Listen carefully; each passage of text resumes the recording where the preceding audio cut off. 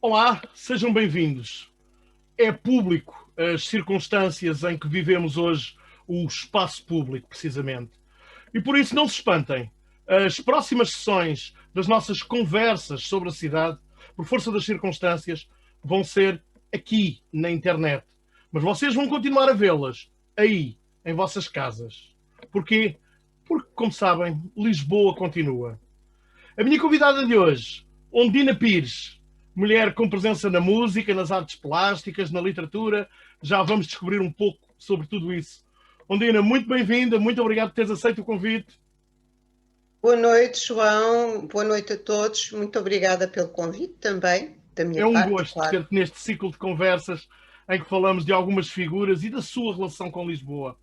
Olha, tu nasceste numa das ruas emblemáticas de Lisboa, a Rua de São Lázaro. E a tua infância foi passada naquela zona?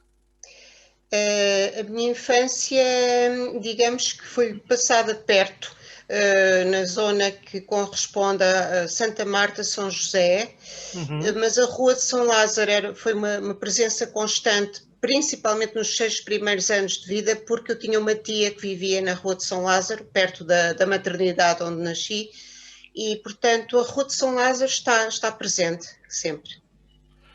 Que memórias é que tens dessa Lisboa? Estamos a falar depois da Lisboa dos anos 60. Como é que era a Lisboa dos anos 60 que tu recordas? Tu vivias muito próxima da Baixa, não é? Portanto, de alguma forma também que era um dos centros desta cidade. Como é que recordas a Lisboa dessa década, essencialmente? Ora bem, sem querer parecer o anúncio do azeite galo, digamos que Lisboa era uma cidade bonita e, sobretudo, cheia de vida. Lembro-me, portanto, na minha primeira casa, nos meus primeiros 6, 7 anos de vida, que as pessoas, tanto pessoas mais ricas como as mais modestas, encontravam-se, viviam lado a lado. Portanto, num prédio podia existir uma família bastante modesta, outra muito bem na vida, outra média. As pessoas coexistiam, havia mercearias, pequeno comércio, os talhos. Portanto, havia muita vida em Lisboa. Agora é ao contrário. As pessoas estão mais afastadas umas das outras, não é? Não, o comércio local foi morrendo. Sim. Os centros comerciais tiraram a primazia do comércio local. Por outro lado, começou a haver pouco a pouco uma espécie de especulação imobiliária, e isto acentuou-se no fim do século XX e tem sido uma constante neste século XXI. Lisboa e o Porto também neste momento também está a acontecer a mesma coisa, perderam a vida da cidade, dos grandes cafés, das tertúlias, das livrarias, onde se encontravam tanto escritores como estudantes, etc. Tudo isso é de outra era. É como se estivéssemos a falar de arqueologia urbana. E como eu dizia há pouco, a Baixa era uma coisa absolutamente diferente do que conhecemos hoje. Era, de facto, o primeiro centro comercial a céu aberto que Lisboa conheceu, não? Exato. É muito estranho para mim e com certeza para muitas pessoas que nasceram na mesma altura do que eu, 1960, 61, que se habituaram a ver durante anos e anos lojas, sapatarias, drogarias, tabacarias, etc. E quando a pessoa passa, por exemplo, ali na rua onde está o Coliseu dos Recreios, ali havia a sapataria Record, daquele lado havia uma lojinha de roupa, ali estava uma tasquinha, etc. e, como digo, era engraçado, sobretudo a parte no Rossio, a parte do Rossio e restauradores, em que existiam neons muito pitorescos no topo Sim, dos sim, sim, sim. edifícios. Os cartazes dos cinemas eram uma coisa Isso absolutamente era outra incrível que coisa. já vi, não é? Já que falas Fabuloso. nesse aspecto. Eram fabulosos, eram fabulosos. O meu pai conheceu alguns desses pintores, eles pintavam com uma espécie de vassouras, tal não era a dimensão daqueles cartazes, pintar um rosto com uma espécie de vassouras, que eram pincéis gigantescos, Exato, tem muito que exato. se diga. Não, era de facto um universo completamente distinto, sim. E aliás, já que estamos a falar dos cartazes dos cinemas, os próprios cinemas era uma realidade completamente distinta da que conhecemos hoje, com salas magníficas para dezenas ou até mesmo centenas de pessoas, e hoje são pequenos nichos, não é? São quase contentores onde vemos os filmes. Sim, o cinema foi uma coisa que me acompanhou de miúda, porque os bilhetes não eram assim tão caros. Exato. Caro era o teatro, o teatro de revista, etc. Esse era muito mais dispendioso. Mas para as famílias com um orçamento pequenino, uma ida ao cinema de vez em quando, uma vez por semana, por exemplo, era acessível. E lembro-me de ir em criança ao Tivoli, ao São Jorge, ao Éden, Odeon, etc. Depois, mais tarde, já em jovem, em adolescente e jovem mulher, ia muito com grupos de amigos aos cinemas, já, portanto, nessa altura já vivia noutra zona de Lisboa, na Estefânia, Uhum. e lembro-me dos grandes cinemas e dos cinemas pequeninos que estava, como por exemplo o Cinema Estúdio, que estava no Cinema Saldanha, e onde vi filmes de autor, coisas extremamente boas. Outra coisa que não existia era o costume da pipoca e a porcaria do telemóvel. A sala de cinema era todo um ritual, não é? Exato. Era porque no Exatamente. intervalo quem queria ir comprar um chocolate ou qualquer coisa, ou então no fim dos filmes íamos todos lanchar, como digo depois mais tarde, íamos lanchar e comentávamos o que tínhamos visto com grande entusiasmo, era uma festa. Ir ao cinema era uma autêntica festa. Isso é como antigamente quando se ia ao teatro e se ia cear depois, não é? E não antes do Exato, teatro. É engraçado que isso tem uma certa exatamente. lógica, o que tu estás a dizer. E era também um ponto de encontro, vamos lá ver, porque se nos reuníamos, uns iam de comboio, outros no autocarro, etc, etc, e reuníamos à porta de um cinema. Uhum. Olha, o Liceu Camões. Pois, esta é a próxima paragem da nossa viagem pela tua memória.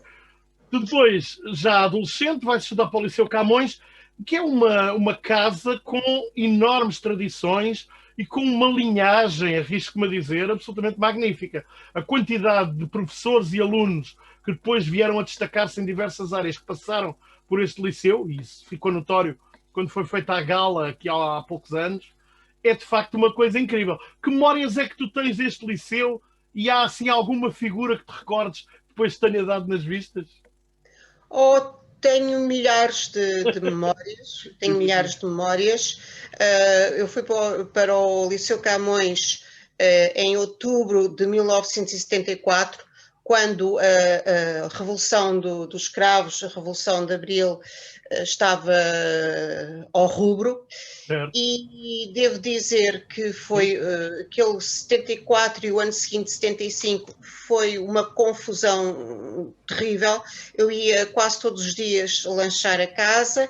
Porquê? Porque havia uma RGA, Reunião Geral de Alunos, Alunos, uma exatamente. RGP, Reunião Geral de Professores, ou uma Certo. RGR, Reunião Geral de Escola. Ok. Resultado, não tinha quase aulas nenhumas, ia lanchar, a minha mãe ficava muito aborrecida porque estava a ver o tempo a passar e eu não aprendia nada, ou então nas aulas, por exemplo, lembro-me da aula de matemática, no meu, aquilo que é agora que se diz o 7º ano, mas nessa altura dizia-se o 3º ano de Sim. liceu, um professor que já tinha uma certa idade, que era um querido, professor Gilinhas.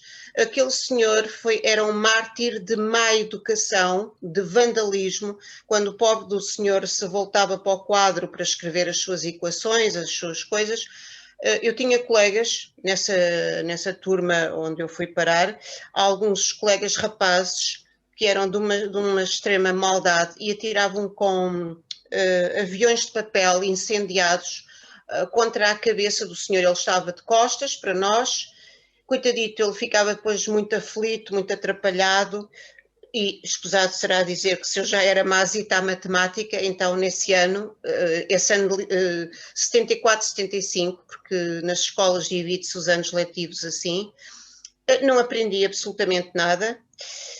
Foi também difícil. Recordas-te de figuras desse tempo que tenham sido teus contemporâneos, que eram alunos ou professores, e que depois se tenham vindo a destacar, e tu dizes, olha, quem é ele? É assim, eu vou ser muito sincera. O primeiro ano de Liceu Camões para mim foi muito difícil para me habituar, porque era mesmo uma grande confusão. Não me lembro de nada, só me lembro das reuniões e de haver alguns colegas de outras turmas que iam discursar para a escola, para os alunos, com o termo pá. Estão a ver, pá, temos que lutar, O célebre pá!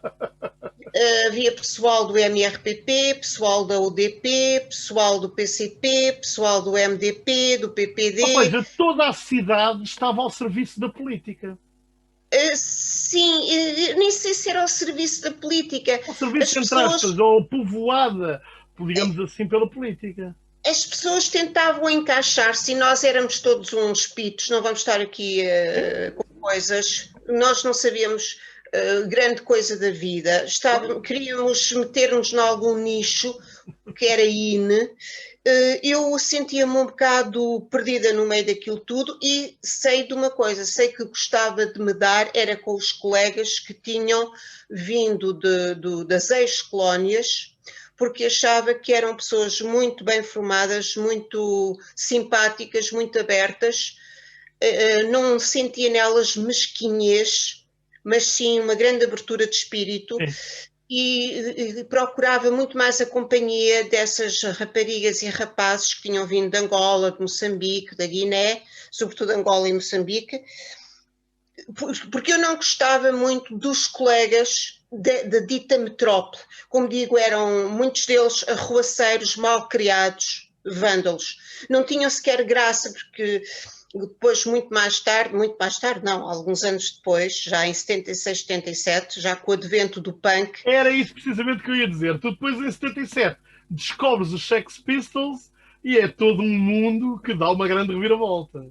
Não foi só os Sex Pistols, eu gostava muito de ouvir os X-Ray Specs, os Buzzcocks, os Damned, havia uma quantidade de bandas que eu ouvia, também americanas, Television, Richard Hell and the Voidoids, e em 76, 77 eu não queria saber da escola enquanto instituição, porque, portanto, sentia que poucos professores tinham sumo bom para dar aos alunos. Agora é o contrário, os professores agora estão muito mais preparados para ensinar do que aqueles professores no antigamente que achavam que ensinar, alguns, não digo todos, alguns professores achavam que ensinar era debitar matéria do livro. Mas tive alguns bons professores, sobretudo uma professora de inglês, a professora Clarice, que me fizeram gostar da atividade de ser professora ou professor. Era isso que eu ia dizer, ao ponto de tu hoje, tu própria das aulas de inglês. Sim, claro que se eu voltasse na máquina do tempo, voltasse atrás, não seria, mas pronto, isso é outra história.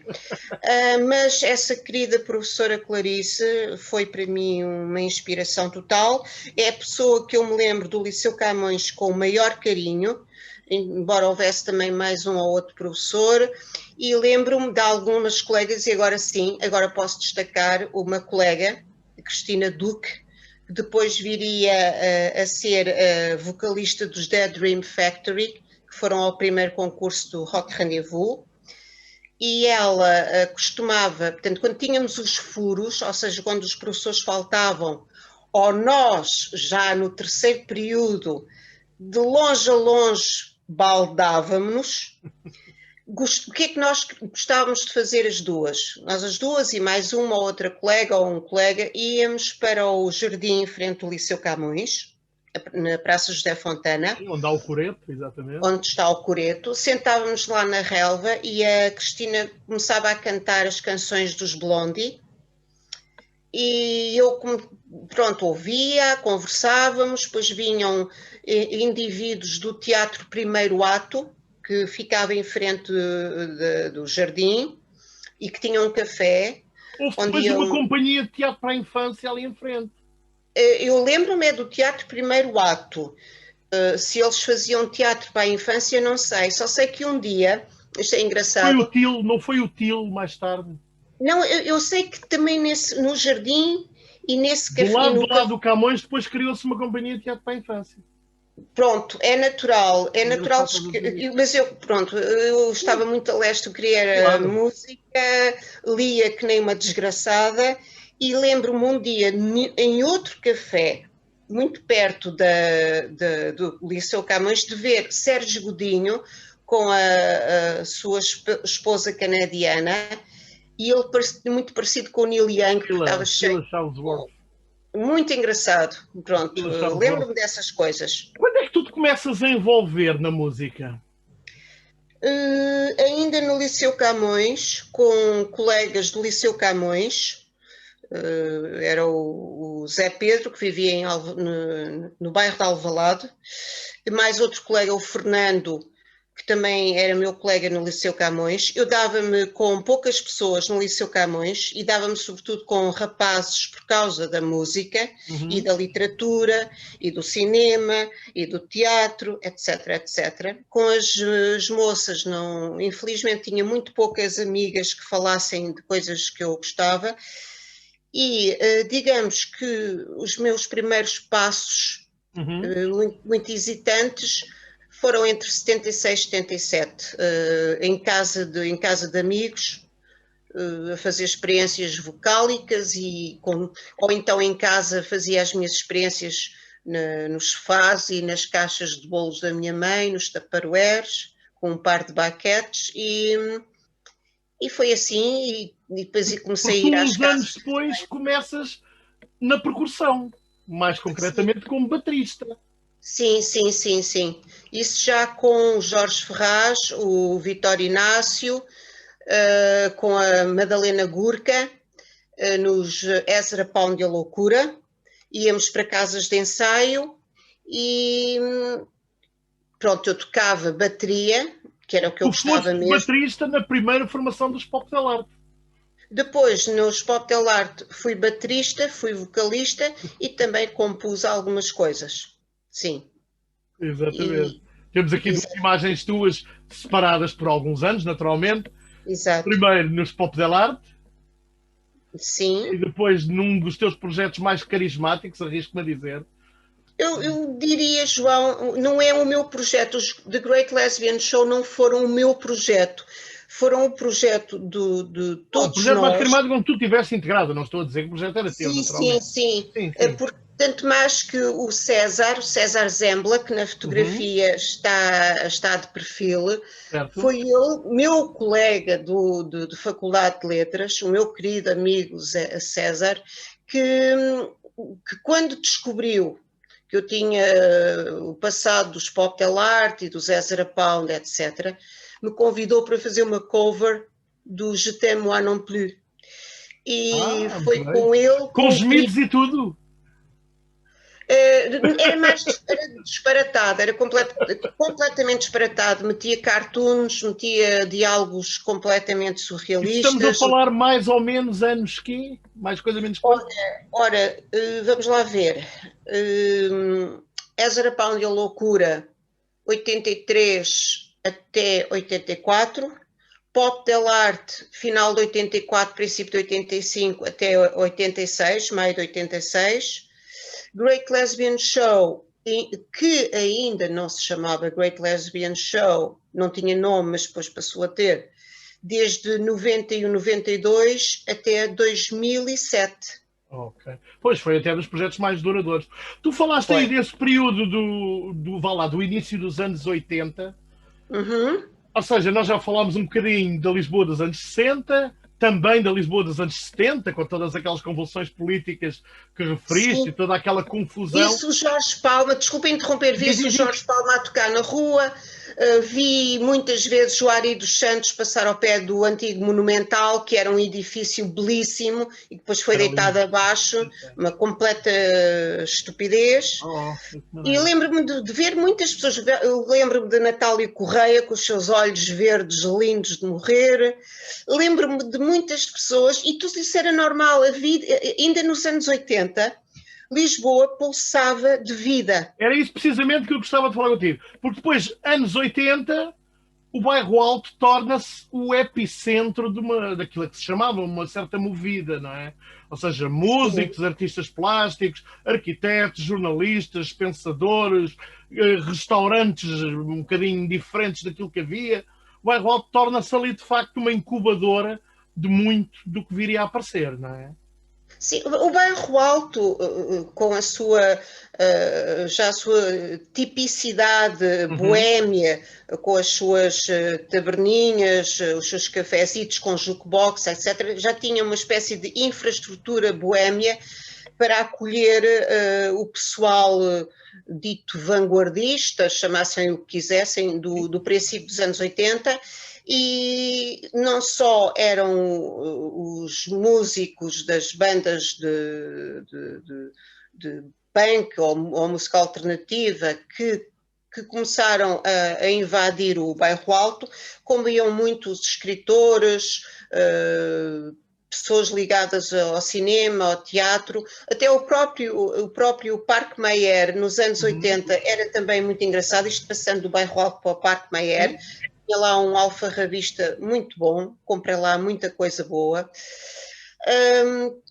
As coisas, mesmo com a sua decadência, às vezes até porquita, lembro-me de com uma amiga irmos a um bar no bairro Alto, beber uma ginginha e estar na jukebox e saímos de lá sem saber com um camadão de pulgas, só visto.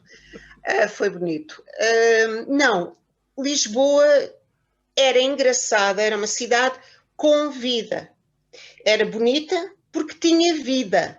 Neste momento, acho Lisboa horrível. Já irei dizer essa parte. Eu não gosto de Lisboa. Eu, quando vou a Lisboa é por qualquer coisa, um motivo, ou uma consulta médica, ou um motivo muito forte mesmo, que me faz ir a Lisboa. Foi morrendo. Então, neste século XXI, tem sido um pavor. Diz-me uma coisa, todo esse ambiente de mistura, digamos assim, entre gente das mais diversas áreas, contribuiu também para tu começasses a, não digo a abrir horizontes, mas a desenvolver atividade em várias frentes. Ou seja, poderias ter ficado apenas pela música, como muitos destes nomes fizeram. Não. Começaste a experimentar outras coisas na pintura, no desenho, na instalação, na performance, nos recitais, etc. Essa mistura, esse melting pot, como dizem os americanos, de alguma maneira serviu-te para impulsionar essa vontade de misturar também tu próprio registros? Mesmo enquanto me interessava pela música, eu já, isto ainda em adolescente, quando tinha os meus 16, 17, 18 anos, no final da adolescência, eu já nessa altura escrevia, já nessa altura desenhava, já nessa altura fazia colagens. Exato. Lembro-me de aos 18 anos, não, sim, 18 anos mais ou menos, 18, 19 anos, fui fazer uma performance em casa de uma pessoa que era na altura o Zé Oliveira, que era muito conhecido no meio das performances, que tinha uma casa perto do Parque Eduardo VII, e ele convidou-me, porque ele era amigo de um amigo meu, e convidou-me para ir fazer uma performance. Só tenho uma fotografia aí guardada no meu álbum desse registro. Portanto, essas coisas começaram todas ao mesmo tempo, porque o meu problema é que eu sempre gostei de tudo. Claro. Desde miúda, sempre gostei de tudo. É um problema. Dispersei-me. Em 2015, tiveste esta exposição que foi, de alguma forma, uma súmula, não é, do teu trabalho. Sim, sim. Sim, porque, entretanto, de 2015 até agora já fiz muito mais Claro, coisas, claro, claro. mas foi uma súmula possível da minha vida, vá lá, dos meus 18, 19 anos até aquela altura, 2015 precisamente. E foi muito interessante porque foi no Porto, por convite de Paula Guerra e do Kismif. Gostei muito, estive assim, senti-me um bocadinho sozinha, eu estava só num palacete, enquanto que o pessoal, o Vítor Torpedo, o Jogar Acelerado e mais pessoal estavam com as suas exposições no edifício do Monte Pio, nos Aliados. Mas Tudo como eu gente que sou... continua no ativo também, exatamente. Felizmente Exatamente, continuam exatamente. todos no ativo.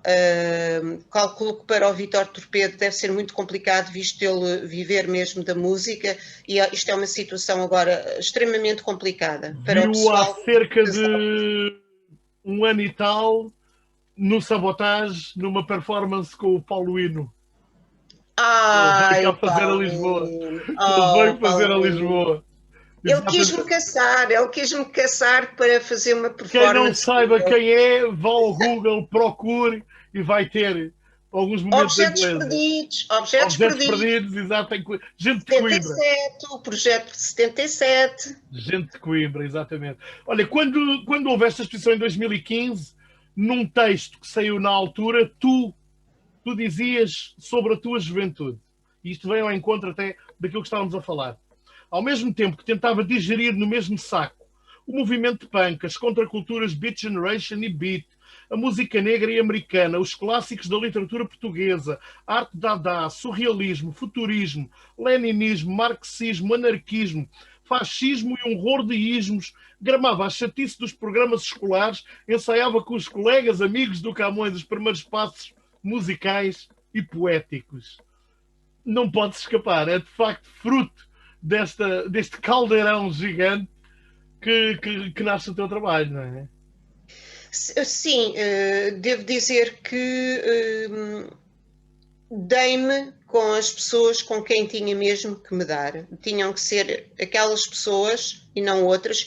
Se fosse agora a jovem Undina Pires de 18 anos em 2021, eu devia estar se calhar fechada no quarto com um smartphone a tweetar, sei lá, não sei se sentisse que era uma pessoa mais sensível, um pouco mais diferente, se calhar estaria a desenhar sozinhita, mas devo dizer que brinquei na rua em criança, em adolescente fiz as minhas tropelias, acho que não fizeram mal a ninguém, acho que fizeram bem a mim, obrigaram-me a crescer e ajudaram-me a crescer, e conheci uma quantidade de pessoas nesse processo da música, das performances, etc.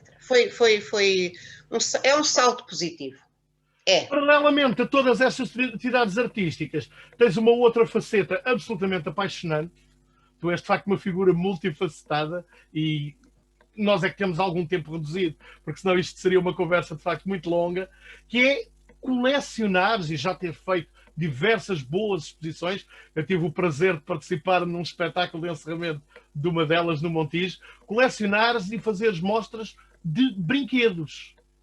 Sim, se bem que essa fase para mim já passou mais. Eu tinha milhares de brinquedos, foram quase todos vendidos no verão de 2017. Já nos vais contar isso mais em pormenor. Vamos mostrar algumas imagens para perceberem do que é que estamos a falar. São imagens, já vais-te explicar tu.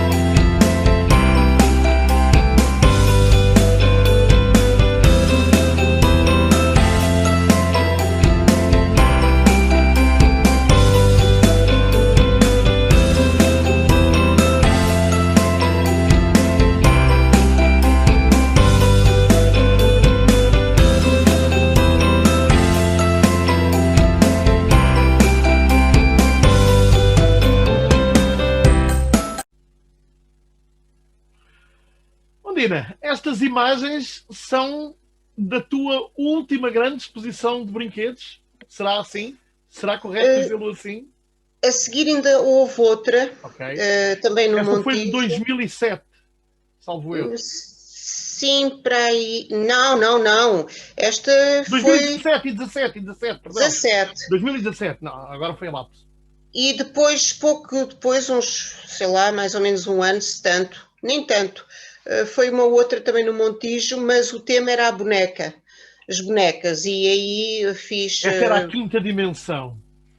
sim, sim, e a Exatamente. das bonecas era, fiz os cenários com o mundo dos bonecos e das bonecas das várias épocas.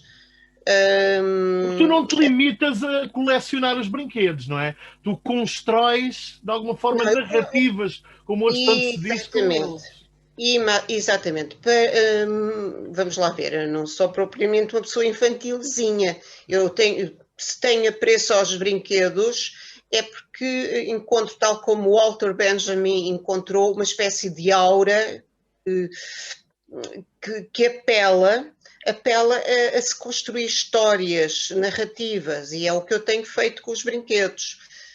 No início comecei a juntar umas coisinhas, ainda em 84, 85. Depois, a partir já do princípio de 90, comecei a trabalhar com os bonecos em projetos, eu e outra pessoa, João Gralha. Uhum. Estamos a fazer fotonarrativas, fizemos exposições, etc. Sim. Portanto, os brinquedos são para se usar. Ora, muito bem. De onde é que vem esse teu gosto pelo brinquedo e pelo que ele representa, não é? É assim, eu não é só o brinquedo, eu tenho desde criança a mania de acumular coisas. Sou uma acumuladora de coisas. Em criança era selos, era pedrinhas, tinha a mania de invadir com colegas da escola primária, invadir terrenos das obras, e depois vinham os operários, mas o que é que as meninas estão aqui a fazer? E nós dizíamos que estávamos à procura de pedras de sílex. Achávamos que tudo era uma escavação arqueológica.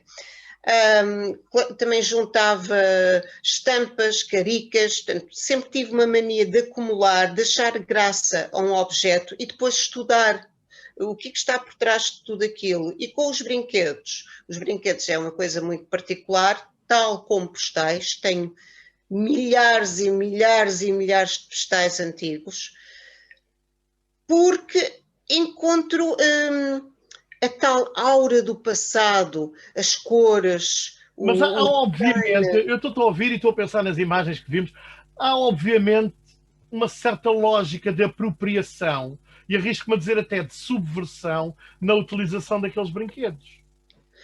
São fetiches criativos, diria assim. Sim, porque se as formas, os designs, as cores atraem, as próprias expressões dos bonecos, tudo isso me atrai e atrai uma série de pessoas. Há muitas pessoas que. Sugerem histórias? Isso é que eu não encontro. Ok. São muito poucas as pessoas. Tínhamos, por exemplo, o falecido Carlos Barroco. Esse sim, esse fazia narrativas com os brinquedos. Quando eu o conheci na Galeria O Século, ele mostrou-me vários brinquedos que tinha, depois eu vi em casa dele e da esposa vi milhares de brinquedos antigos por todo lado, brinquedos portugueses, sobretudo. Ele também tinha esse carinho e brincava também com as coisas. Nas suas obras, as suas obras plásticas estavam sempre presentes os brinquedos, os bibelôs. Também gostamos, eu também gosto de Que é uma bibelôs. forma de brinquedo, é Kits. uma certa forma de Sim, brinquedo. sim, o kits, para fazer pequenos cenários completamente disparatados. É talvez o sentido do humor ou uma sensibilidade, chamaria isso, uma sensibilidade. A maioria das pessoas que lida com brinquedos, temos os colecionadores e os negociantes, mas Exato, esse é exato. pela perspectiva mercantilista. Chegaste a conhecer o João Arués Moreira, o fundador do Museu do Não, Brinquedo? mas conheci o Carlos Anjos, faleceu há quase 2 anos, já vai fazer 1 ano e tal, quase 2 anos, e que era grande amigo do Arboés, e quando o João Arboés Moreira, para quem não saiba, foi o fundador do Museu do do Brinquedo em Museu de Sintra, Sintra, em Sintra, exatamente. exato, que foi feito com o espólio dele, com uma parte do espólio, porque aquilo ainda havia mais em Não, ele Almada. recebeu imensos donativos, ele recebeu muitos Mas ele donativos. andava pelo mundo à procura também, atenção. Sim, sim, ele andava Eu pelo conheci mundo. o filho dele, aquilo era uma família muito curiosa, porque ele chamava-se João Arboés Moreira, o pai João Arboés Moreira, o filho João Arboés Moreira, o filho já tinha um filho criancinha que chamava-se, adivinha, João Arboés Moreira. É uma coisa incrível. Júnior. Eu estive na inauguração do museu e lembro-me dessa história, quando ele me disse, eu estava a tomar notas, era jornalista na altura do Jornal da Capital, e quando eu começo a perguntar os nomes, aquela coisa normal, João, o seu pai, João, e passa ao filho, que engraçado. E como é que se chama o teu filho? João, mal, mas o que é isso? É uma coisa, parecia uma blague, percebes? E depois Ele eram fez, 3 pisos de brinquedos. sim, ele fez o livro com o Carlos Anjos e um outro senhor, também colecionador de brinquedos. Eles fizeram um livro, que é o livro canónico, o livro do brinquedo português. Ok. Eles eram grandes amigos. O senhor Arboés, as últimas notícias que eu tive dele é que estava Não, ele já no lar faleceu. da terceira O idade. colecionador já faleceu. E, entretanto, há muitos anos que o Museu de Sintra fechou. Para mim foi um desgosto terrível. Eu ia Claro. lá muitas vezes. Aquilo era um universo absolutamente incrível. Sim, sim. E em Ponte de Lima é o Museu do Brinquedo Português Uhum. do falecido Carlos Anjos, que neste momento o museu já pertence à Câmara de Ponte de Lima. É isto. Muito bem.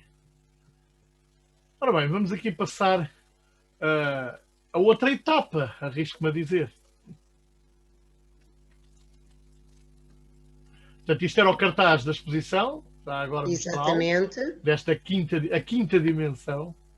Muitos destes brinquedos, a maioria, eu tinha milhares de brinquedos, depois mudei de casa e vendi quase tudo. Ainda tenho muitos, mas é uma pequena quantidade se compararmos com o que eu tive. Não, era incomportável. Ora, agora vamos aqui a outra coisa. E falta aqui outro. Pô, pronto, eu tinha que escolher e então escolhi 3 livros. Escolhi Sim. 3 livros teus. Vamos falar deles um a um, muito sucintamente, mas um a um. O primeiro, este Scorpio Rising, que resulta da tua dissertação de mestrado, correto? Exatamente. É um abreviado da dissertação, o que é pena. Em estudos americanos, se não estou em erro? O meu mestrado é estudos americanos. Exatamente. Fala-nos um bocadinho do que é este Scorpio Rising. Ora, Scorpio Rising começa por ser o título de um filme de Kenneth Anger, do realizador Kenneth Anger. É um filme experimentalista e experimental que foi feito em 63 e exibido em 1964. É um filme muito especial. Aconselho quem gosta de cinema a ver o filme. Não vou estar a demorar-me sobre isso. E quando fui fazer a minha tese de mestrado, eu já sabia o que queria e era precisamente falar sobre o filme com várias perspectivas, porque o filme é tão rico de conteúdos e de simbologia e de referências, que tinha que depois ter todos aqueles subtítulos, os Anjos do Inferno, por causa dos Hells Angels, o cinema de vanguarda, com Kenneth Anger, com Maya Deren, etc. E tinha que ter também a delinquência juvenil, se nos reportarmos aos filmes dos anos 50, como Wild One, etc., que é um dos mais conhecidos. Com é quase um olhar sobre a transgressão americana em diversos capítulos. E as motas, que eu era louca por motas, não tanto a Harley, mas a Triumph, gosto muito da Triumph inglesa, mas é a Triumph que aparece no Wild One. Portanto, o Marlon Brando não está numa Harley Davidson, está numa Triumph. Salvo Exatamente. erro, Bonneville, mas isso já não sei, mas é uma Triumph. Desejos rigorosos. Pronto, e Depois. foi a partir, Sim, sim. foi a minha perspectiva multifacetada de um filme multifacetado, uh, que foi aquilo que eu podia fazer na altura, e é pena por o livro ter sido tão cortado. Acho que a dissertação, se tivesse sido toda editada assim em livro, era muito mais enriquecedora. Não haveria às vezes certos cortes, mas pronto, está feito. Exatamente. I've been there, I've done that, como se dizia antigamente. Ora bem, Aqui ao centro, a biografia do grande Vítor Gomes, o Homem dos Gatos Negros. é verdade, é verdade. E é autorizada, porque não poderia dizer uma quantidade de coisas porque a pessoa biografada não o permitiu. Portanto, é daí ser uma biografia autorizada. Falavas há E pouco no Monumental. Eu lembro-me dele sim, contar numa entrevista de atuarem no Monumental e era tal a loucura das fãs que os gatos negros tiveram que subir para cima das árvores do Saldanha.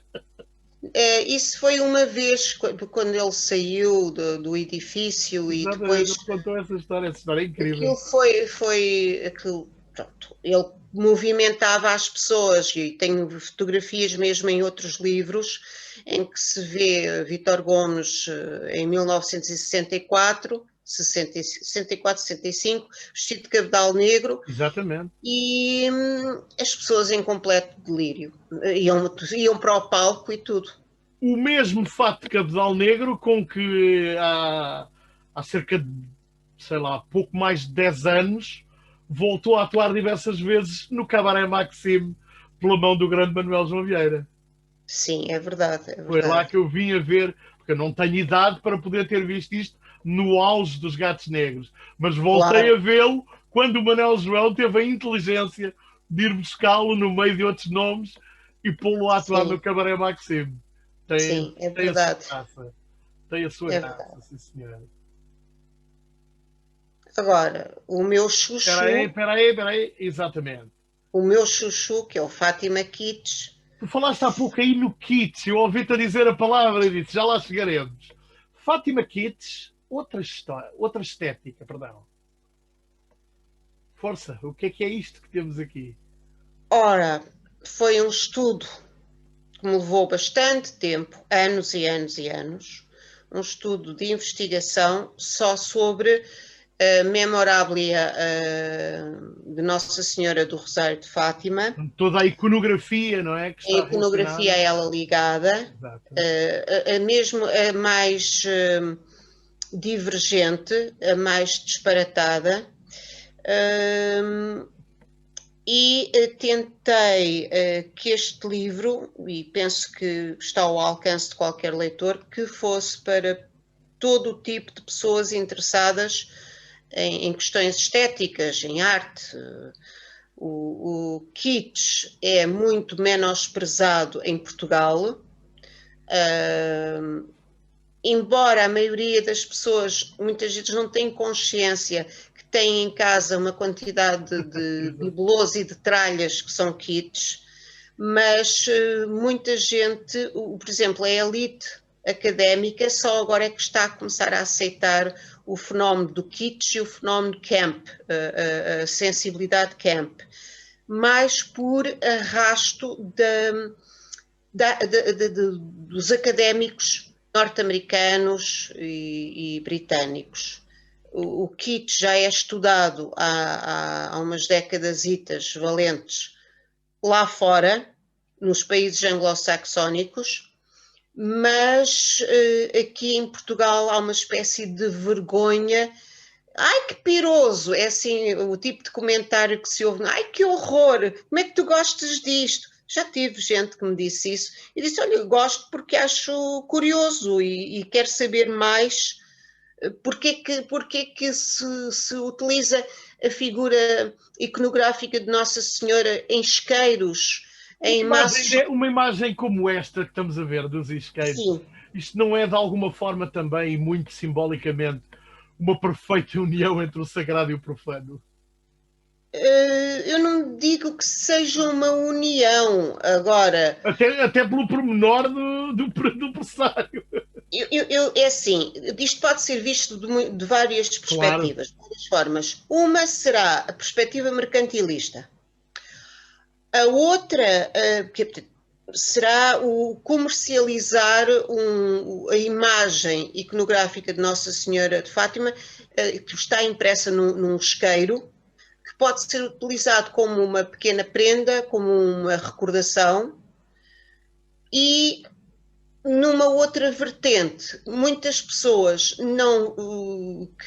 que não são crentes ou que até são muitas vezes um bocado mal educadas em relação ao fenómeno místico de Fátima, Uhum. que compram um isqueiro, mas olha para isto, olha que fuleiro, que piroso e não sei o quê. Pronto, as opiniões ficam com cada um.